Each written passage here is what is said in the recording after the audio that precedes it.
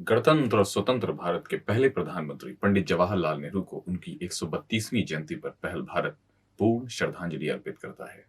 मैं काशिफ पहल करता हूं पहल भारत पर। आज हम बात करने वाले हैं पंडित जवाहरलाल नेहरू की। वैसे तो जवाहरलाल नेहरू के बारे में पूरी दुनिया में कई बातें हुई हैं, हमेशा होती पास में होती रहेंगी।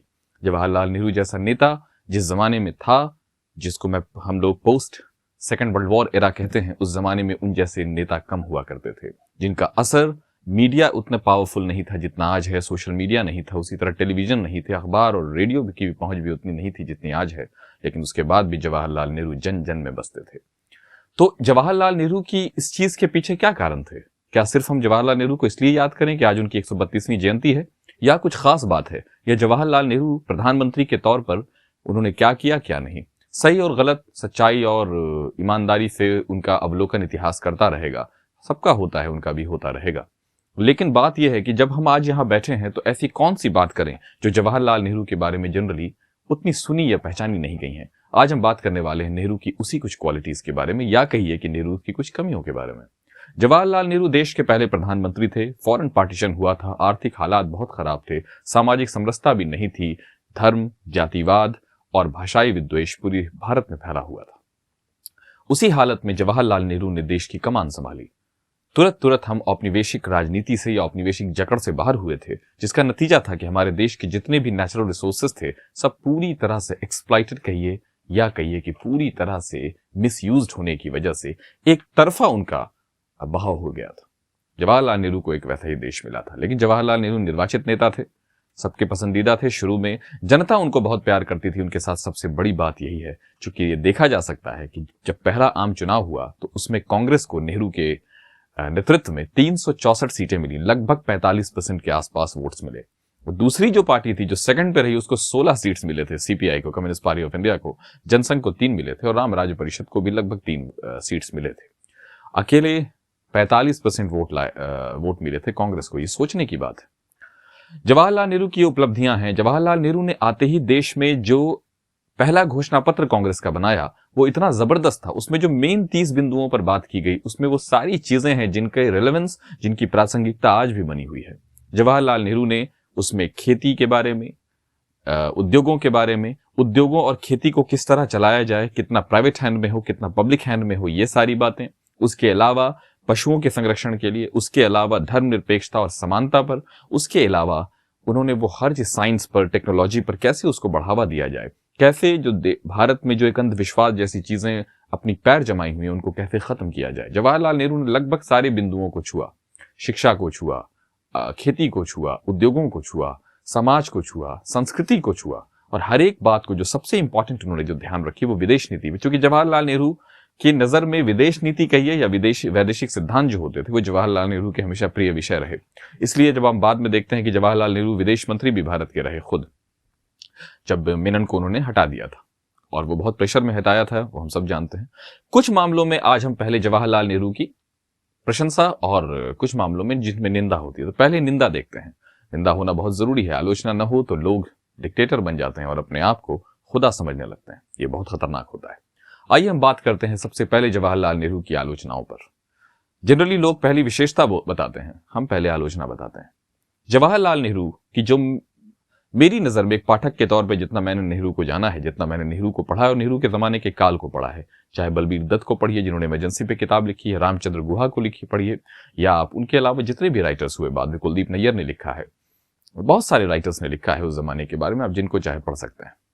उस पर जो आदित्य मुखर्जी ने लिखा है, मृदुला मुखर्जी ने लिखा है, तो बहुत सारे राइटर्स ने लिखा है, आप जिनको चाहे पढ़ सकते हैं। भारत का ऑथेंटिक इतिहास आपको जानना चाहिए।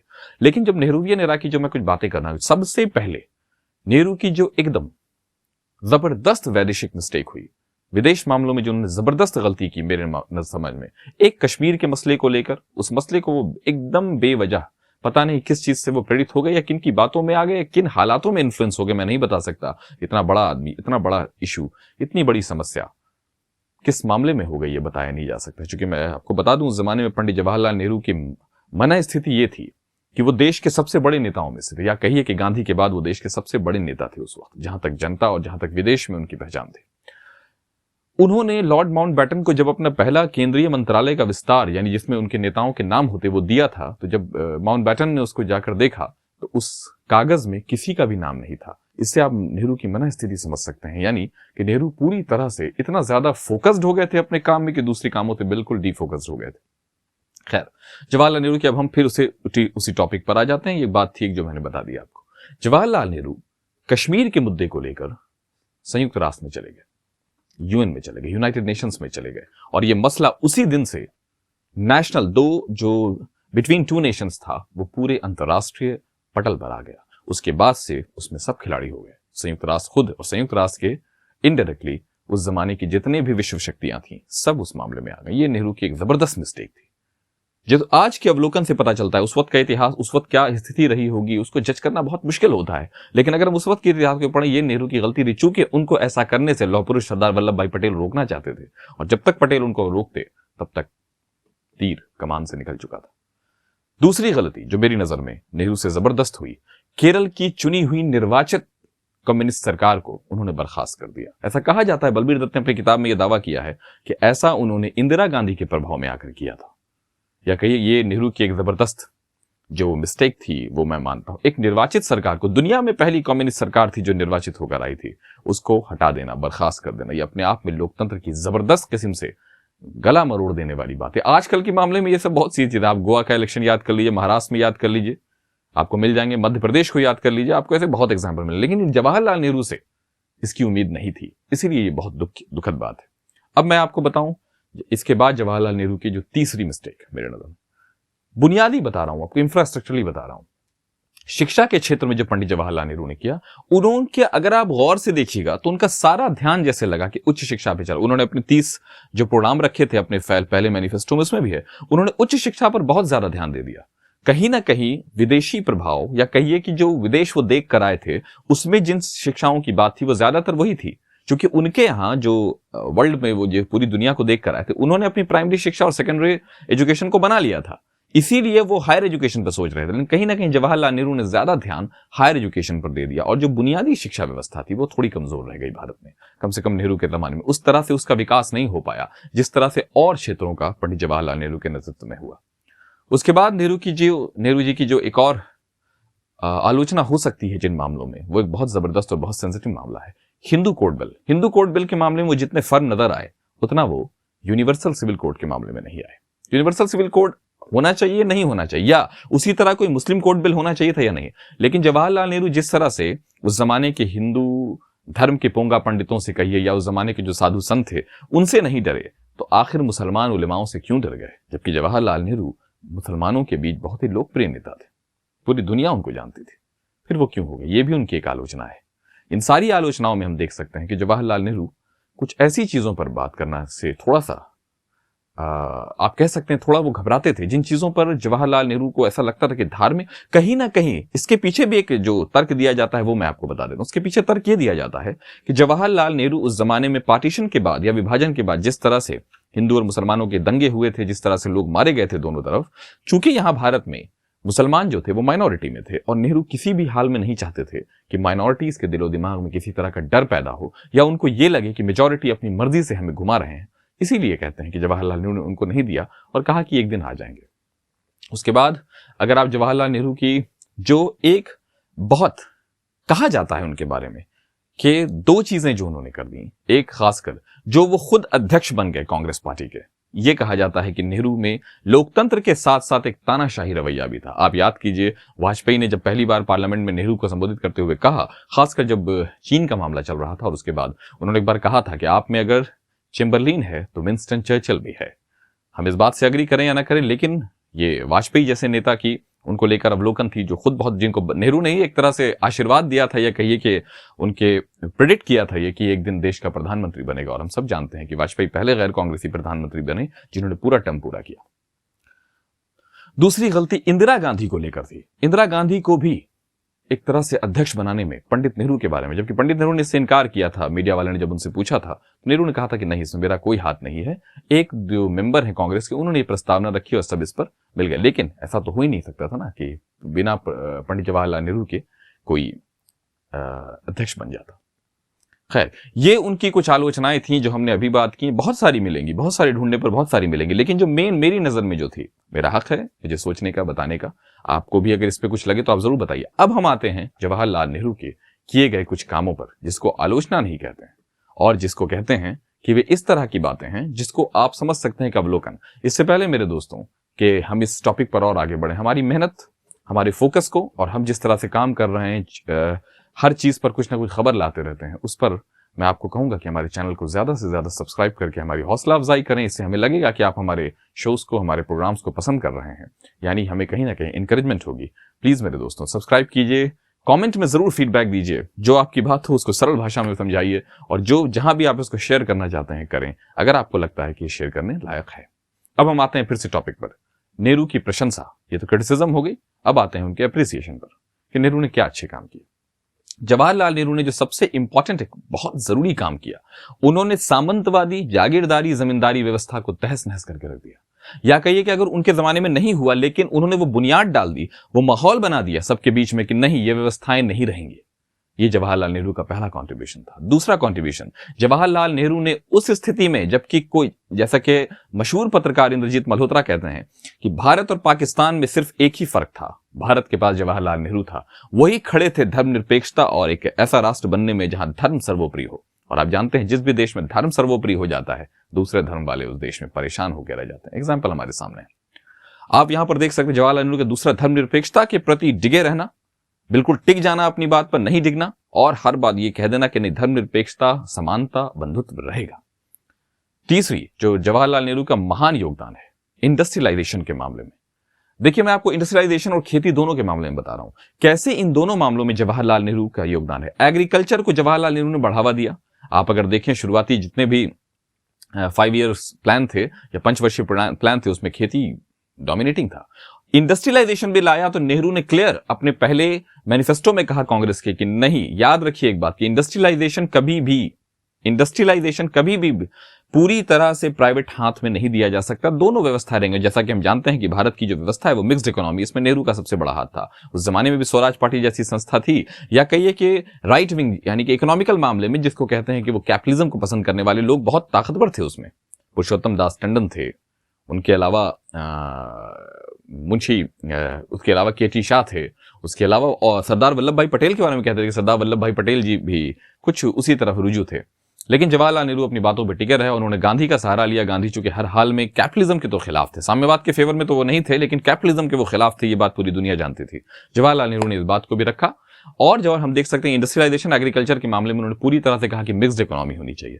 उसके बाद हम आते हैं, जिस तरह से मैंने आपको बताया उनके क्रिटिसिज्म के दौरान कि जवाहरलाल नेहरू ने प्राइमरी शिक्षा बनाई, लेकिन जवाहरलाल नेहरू ने हायर एजुकेशन पर बहुत ध्यान दिया, जिसका नतीजा आज ये हुआ कि आज जब कोरोना का पीरियड आया और जब बहुत सारे जो हमें, जब ऑक्सीजन सिलेंडर के हमने रियल में रियलाइज किया कि हम कितने कमजोर थे, उस जमाने में 90% से ज्यादा ऑक्सीजन सप्लाई सिलेंडर जिस सिलेंडर से जहां से हो रहा था, वो सब वही संस्थान से जो मौलाना अबुल कलाम आजाद और पंडित जवाहरलाल नेहरू के नेतृत्व में बनाए गए थे।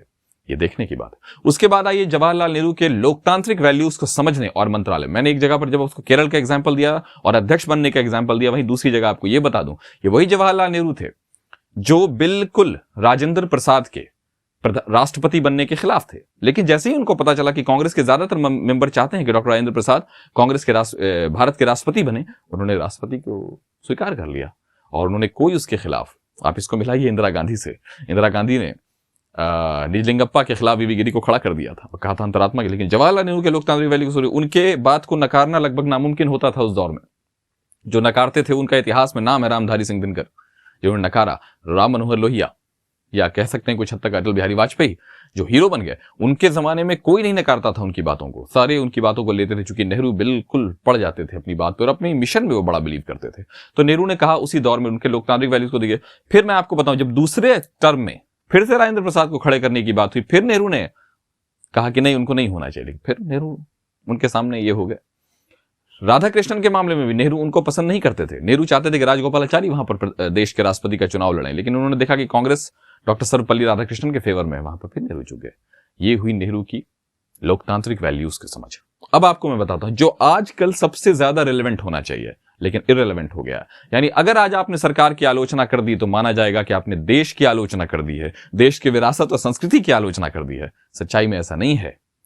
पंडित जवाहरलाल नेहरू अपने ही खिलाफ एक पत्रिका में लिखते थे कौटिल्य नाम, चाणक्य नाम से, और बाद में पता चला कि वो खुद पंडित जवाहरलाल नेहरू थे। वो अपनी ही पॉलिसी के खिलाफ लिखते थे और दूसरे राइटर बनकर लोग पढ़ते थे और उसमें नेहरू की जबरदस्त आलोचना होती थी। बाद में पता चला कि वो खुद जवाहरलाल नेहरू थे। ये थी नेहरू की लोकतांत्रिक वैल्यूज की, या कहिए कि एक्सप्रेस करने की, अभिव्यक्ति की आजादी की मंशा। अब मैं आपको और बताऊं पंडित जवाहरलाल नेहरू के दूसरे योगदानों के बारे में। जवाहरलाल नेहरू ने एक ऐसी लोकतांत्रिक व्यवस्था उस देश में डाली और उस समय में डाली, उस कालखंड में डाली, जिस जमाने में डिक्टेटरशिप, तानाशाही, इसी का बोलबाला था और किसी भी देश में तानाशाह बनना लोकतांत्रिक नेता बनने से ज्यादा मुश्किल था। जवाहरलाल नेहरू ने मुश्किल रास्ता चुना। जवाहरलाल नेहरू ने लोकतंत्र को अपनाया। जब जब उनको ज्यादा सीट्स मिली, ज्यादा मिली, जब कम मिली तो स्वीकार किया। और आप सोचिए एक बात, जवाहरलाल नेहरू जैसा नेता जो इतना पावरफुल था, उसने जब चाइना से वॉर हुआ, और मैंने आपको क्रिटिसिज्म में एक पॉइंट मुझसे मिस कर गया, मैं आपको अभी बता देता हूं कि जवाहरलाल नेहरू से चाइना के मामले में भी जबरदस्त मिसकैलकुलेशन हुआ। वो चाइना को समझ नहीं पाए, बिल्कुल नहीं समझ। ये उनका फेलियर था, विदेश नीति में उनकी भारी फेलियर थी। उसके बाद मैं आपको बताऊं, फिर आ जाते हैं इस टॉपिक पर, वो टॉपिक रह गया था। चाइना के मामले में जब उनकी भर्त्सना हुई, खुद रामधारी सिंह दिनकर ने, महावीर त्यागी ने, जब इन लोगों ने, श्यामा प्रसाद मुखर्जी ने, जब इन लोगों ने कांग्रेस के बारे में, कांग्रेस को भला बुरा कहा, उस मामले में आप देख सकते हैं नेहरू ने उस जमाने में भी पार्लियामेंट जाना नहीं छोड़ा, या किसी भी तरह से सेशन को पोस्टपोन करना या कैंसिल करना गवारा नहीं किया, जबकि उनको पता था कि खुलते ही पार्लियामेंट जबरदस्त भर्त्सना होगी मेरी, और हुई। लेकिन उन्होंने झेला, जवाब दिया और चुप बैठे। ये थे जवाहरलाल नेहरू। जवाहरलाल नेहरू की अब एक और मैं प्रशंसा करने में बता दूं, जवाहरलाल नेहरू का आप मंत्रालय देखिए, उसमें उनके कई घोर विरोधी अक्सर आप देखिएगा वो पावर में रहते थे। Shyama Prasad Mukherjee, doctor B.R. अम्बेडकर, एक तरफ श्यामा प्रसाद मुखर्जी, एक तरफ डॉक्टर B.R. अम्बेडकर, दोनों बिल्कुल अलग दूरी के। खुद सरदार वल्लभ भाई पटेल और जवाहरलाल नेहरू में, जबकि सरदार वल्लभ भाई पटेल नेहरू को बहुत प्यार करते थे, बहुत मानते थे, उनके सारे खतों से यह जाहिर है, उन्होंने सबसे बड़ा देशभक्त कहा था नेहरू को। आप देखिए कि उनके बीच भी थी, लेकिन दोनों में एक अजीब सम्मान था एक दूसरे के लिए। उसके अलावा आप आइए, जो बहुत सारे ऐसे प्रजा पार्टी के कई लोग थे जो पहले नेहरू के साथ थे, बाद में वो नेहरू से अलग होते चले गए। उसके बाद आप देखिए कि जो कांग्रेस के अध्यक्ष थे टंडन, वो भी नेहरू के बहुत जबरदस्त विरोधी थे, पुरुषोत्तम दास टंडन। उसके अलावा ये हो गया नेहरू की ऐसी प्रशंसा। अब मैं आपको बताऊं नेहरू के धरातल पर किए गए काम।